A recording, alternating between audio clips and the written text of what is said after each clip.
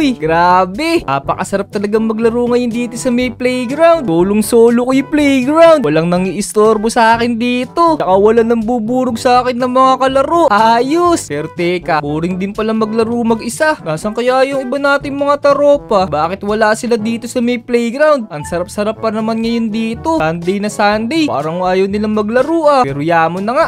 Bahala sila doon sa bahay nila. Ako na lang mag-isa maglalaro dito. Okay lang naman maglaro mag-isa Wee. Teka, dito ako sa may sa may siso. Eto sa may manok. Gusto ko dito. Ang sarap-sarap kasi dito maglaro eh. Yun. Yun oh. Kuya Big! Kuya Big! Teka. Uy, Tutoy. Ba't ka nandito sa may playground? Anong ginagawa mo dito? Napagalitan ka ng nanay mo. Nakubad ka pa. Kuya Big! Hinahanap ka kasi ng nanay mo. Gagalit sa'yo. Bakit naman nagagalit sa akin nanay ko? Ikakalabas ko lang ng bahay namin. Naku, Kuya Big. Inuutusan ka pala ng nanay mo kanina. Bigla kang umalis ng bahay nyo. Ha? Inuutusan? Wala namang inuutos sa akin yung nanay ko eh. Teka nga, isipin ko nga kung may inuutos sa akin yung nanay ko. Pero sa pagkakatanda ko, wala namang inuutos sa akin eh. Naku, Kuya Big. Napaka-ulyanin mo na pala. Inuutusan ka ng nanay mo mag-igib ng tubig. Kasi mga halaman nyo daw, tsaka yung mga alaga nyong manok, wala na rin inuming tubig. Hala, oo nga pala. Inuutusan nga pala ako ng nanay ko kung kumuha ng tubig. Hala, lagot. Baka mamatay yung mga alaga namin tsaka yung mga hayop dun. Teka, Utoy, huwag mo akong susumbong kay nanay ah. Hindi mo ako nakita. Sige, Kuya Big. Pero sa isang kondisyon, libre mo ako ng ice cream mamaya para hindi kita isumbong sa nanay mo. Sige, mamaya. Lilibre kita doon sa may 7-Eleven. Pupuntahan na lang kita sa bahay niyo. Huwag kang maingay sa nanay ko ah. Sige na, Utoy. Huwag mo akong susumbong kay nanay ah. Basta napag-usapan natin. Sige na, mauna ka na umuwi dun. Alam, mga taropa, kailangan na natin umuwi. Lagot ako doon sa nanay ko. Mapapagalitan na naman ako nito. So tara mga taropa, samahan niyo ako. Doon tayo dadaan sa milikod ng bahay ni Ar para hindi tayo makita ng nanay ko. Nandito pa kaya yung nanay ko? Baka mamaya hindi pa siya umaalis pamalengke. Kailangan kong magdahan-dahan para hindi niya ako makita. Pero teka nga, tingnan ko nga muna kung talagang wala ng tubig dito. Oo nga, nagdadry na yung mga lupa. Lagot ako talaga sa nanay ko nito. Baka mamatay itong mga carrots namin. Check ko na rin itong mga chicken dito. Oh no, wala na rin pala talagang tubig. Nahulog pa isang chicken. So, tara. Makakuha na nga muna dito ng bucket. Giigib muna ako doon sa may ilog. Para pagdating ni nanay, meron na dito mga tubig. Tara, let's go. Teka, parang si Chanel to ah. Chanel! Uy! Oy, Vic! Parang ang ganda mo ngayong araw ah, Chanel ah. Siyempre naman, lagi naman eh. Uy! Teka, parang may lakad ka ah. Oo, may lakad ako. Pupunta ako sa kabilang city ngayon. Iniintay ko lang kasi sila Moira eh, tsaka yung iba naming classmate. Bibili kasi kami ng pan-decorate dun sa classroom. Uy! Pan-decorate? Ano naman lalagyan ng decoration yung classroom nyo? Ano bang meron? Ano ka ba? December na. Magpapasko na eh. Hala, oo nga pala. Malapit na nga pala mag-Christmas. Pero teka, buti pa kayo, meron na kayong mga decoration. Siyempre, pinaghahandaan nga namin eh. Ikaw ba? Naku, kukuha ako ng tubig ngayon eh. Naubos kasi yung tubig namin dun sa taniman. Pupunta ako dun sa may ilog. Ha? Tubig? Naku, dito ka na lang kumuha sa fountain no. Mas malapit. Hala, bawal dito eh. May gamot yan. Hindi pwede sa mga halaman yan. Bawal ba yan? Sige, pumunta ka na lang dun sa ilog. Sige. Mag-iingat kayo nila Moira ba? Mauna na muna ako dito. So ayun mga taropa. Meron palang lakad sila Chanel ngayon. Pupunta sila doon sa may kabilang city para bumili ng pan-decoration. Paano kaya mga taropa kung mag-build tayo ngayon dito sa may Omo City? Gusto nyo ba yun? Kung gusto nyo ako mag-build ngayon dito sa Omo City, huwag nyo muna kalimutang i-like tong video. Tapos mag-subscribe na rin kayo kung hindi pa kayo nakasubscribe ba. So ayun, kukuha muna ako ng tubig. Tapos mamaya meron tayong i-build. Sana excited kayo mga taropa. Tara, let's go! Yun! Buhay na ulit yung mga halaman natin. Lalagyan ko na ng tubig tong natin, plant box. Tsaka itong kulungan ng manok. May tubig na. Ayos! So yun mga taropa, tulad ng sinabi ko nga pala sa inyo kanina, magbibuild nga pala tayo ngayong araw. So dahil magpapasko na ngayon, hulaan nyo kung ano i-build ko. I-comment nyo na dito yung mga hula nyo mga taropa. Babasahin ko yung isa-isa. So yun, maraming salamat mga taropa. Ito na tayo dun sa may likod ng playground. Dun tayo magbibuild para makita lahat ng mga taropa natin kung ano i-build natin ngayon. Let's go!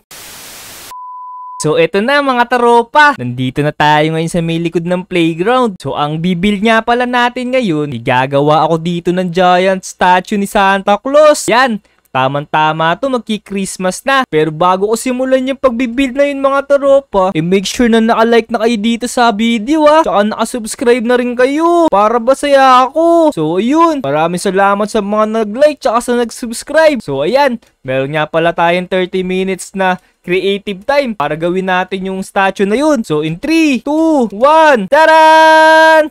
Ayan, naka-creative na rin tayo mga taropa. So ayan, sisimulan ko na ngayon. Kukunin ko na yung mga kailangan ko. So, ito mga taropa. So, sa pagkakaalam ko, Santa Claus, naka-boots kasi yun Naka-black boots yun. Malamig din sa may lugar nila. So, ang una natin gagawin is yung sapatos si Santa Claus. Maglalagay tayo dito ng black wool. Bibilang tayo dito ng 8. 1, 2, 3, 4, 5, 6, 7, 8. So, ayan, mga taropa. So, ang next natin gagawin is magdadagdag tayo dito ng black wool. 1, tapos isa dito sa may kabilang gilid.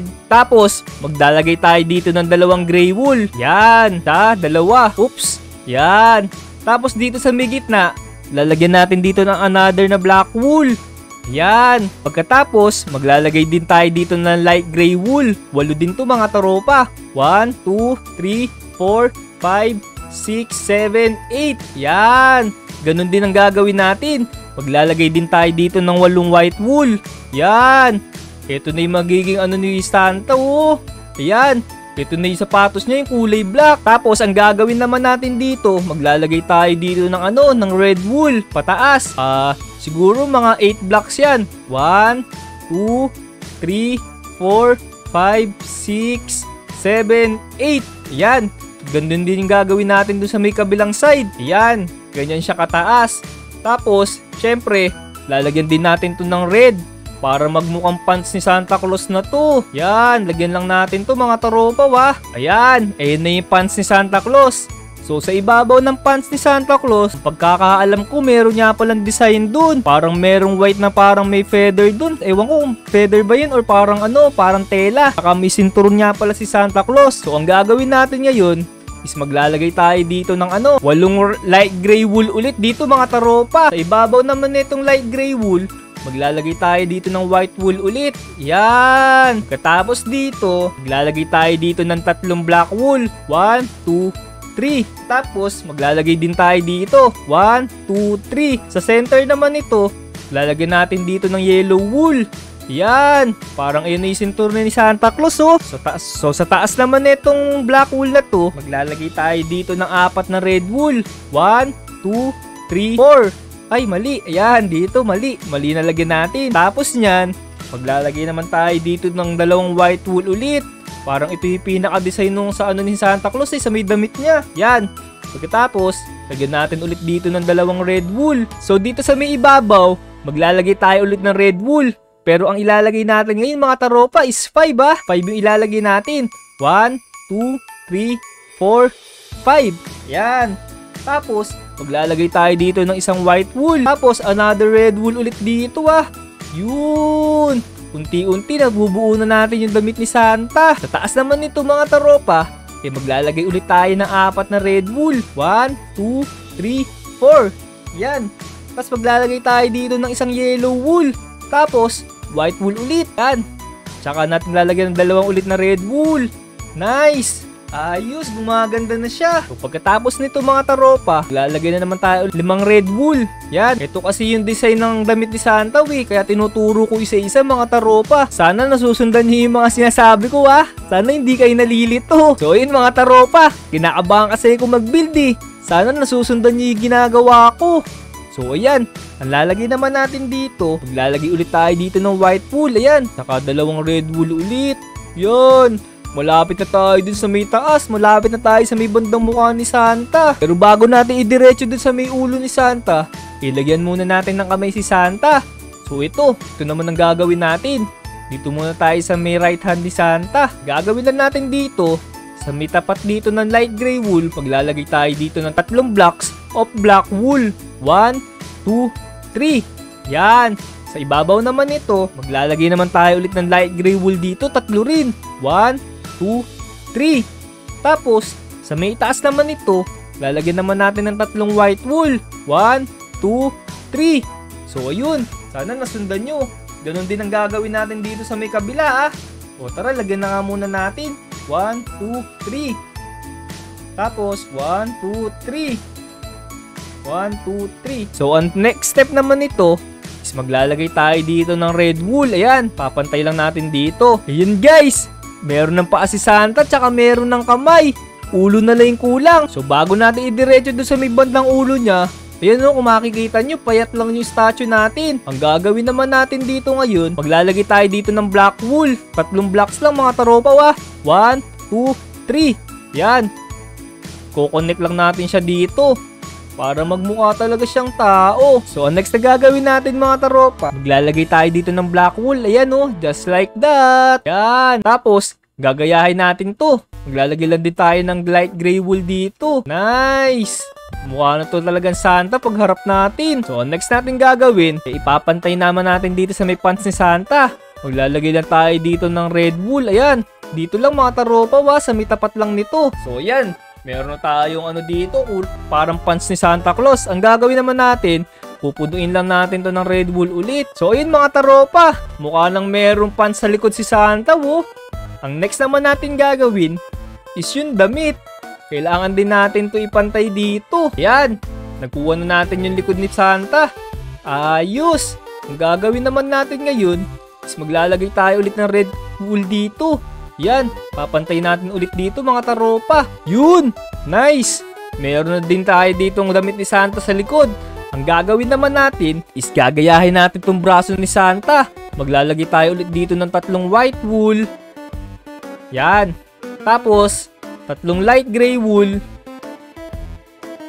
Tsaka 3 black wool. Ganyan lang din yung gagawin nyo sa may kabilang side mga taropa, Yan, nice. Mukha na siyang braso sa likod. So, ang gagawin ulit natin is lalagyan natin siya ulit ng red wool para magmukha na talaga siyang si Santa. Ayan mga taropa. Nice. Kukonek na lang natin tong likod tsaka yung harap. Ayan mga taropa. Nalagyan ko na rin to ng mga blocks. Ayan sarado na yung mga gilid ng katawan ni Santa.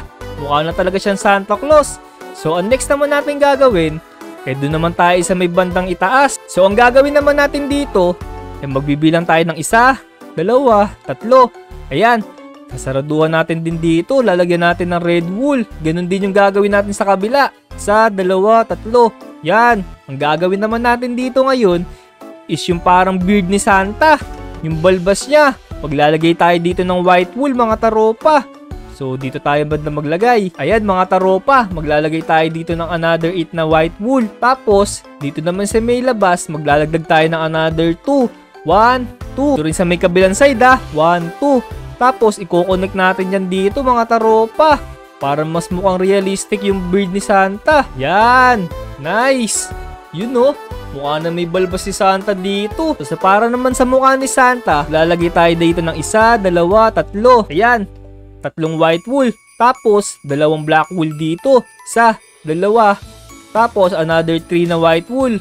Yan. Sa ibabaw naman ito, maglalagay tayo magkabilang dulo ng white terracotta. 1, 2. Yan. Sa may tabi naman ng white terracotta, maglalagay tayo ng pink wool. 1, 2. Ganun din sa kabila 1, 2. Tapos, dito naman sa may gitna, is lalagyan natin ng 2 white wool. Yun. Nice. Pagkatapos, maglalagay tayo dito ng white terracotta. 1, ang pink wool.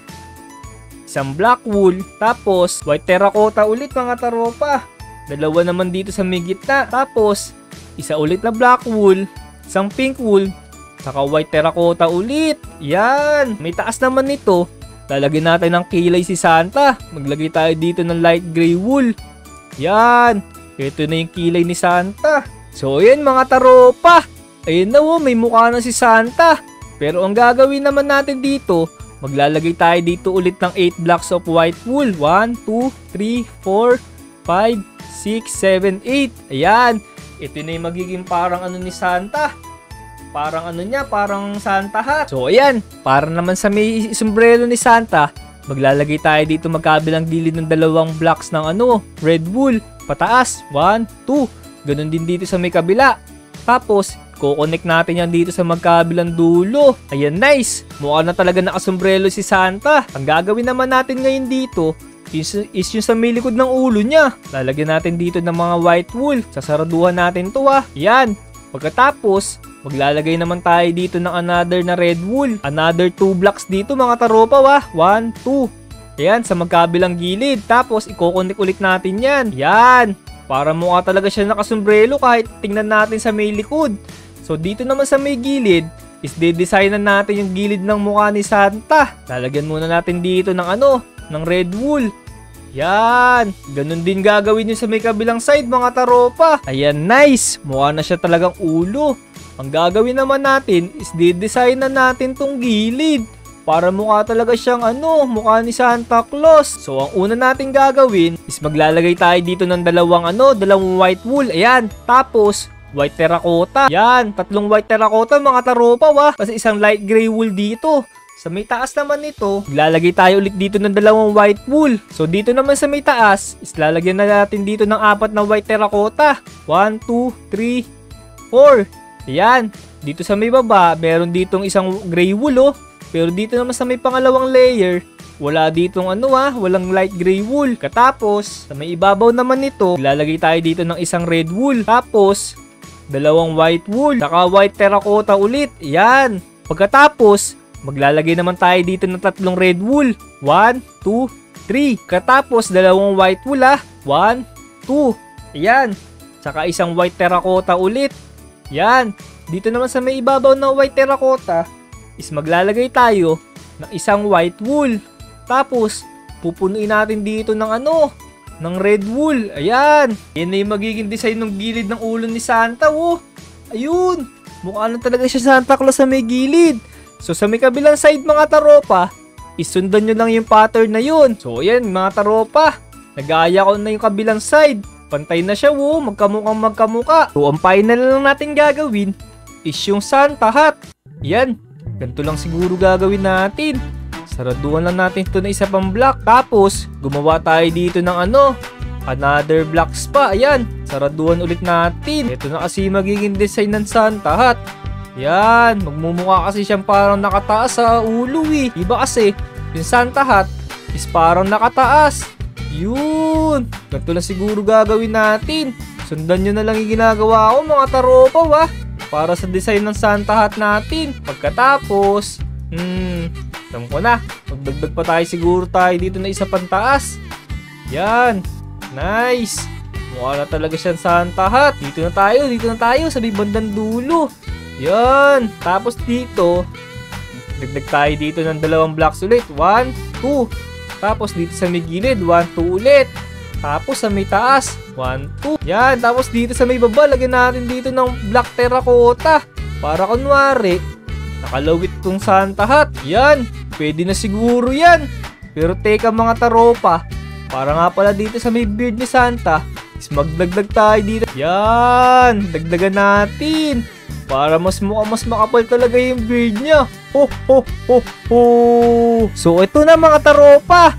Ito na si Giant Santa Claus natin, Sana nagustuhan niyo itong binild ko. So, yun. Bago tumatapos itong creative type natin, maghintay tayo dito ng taropa natin.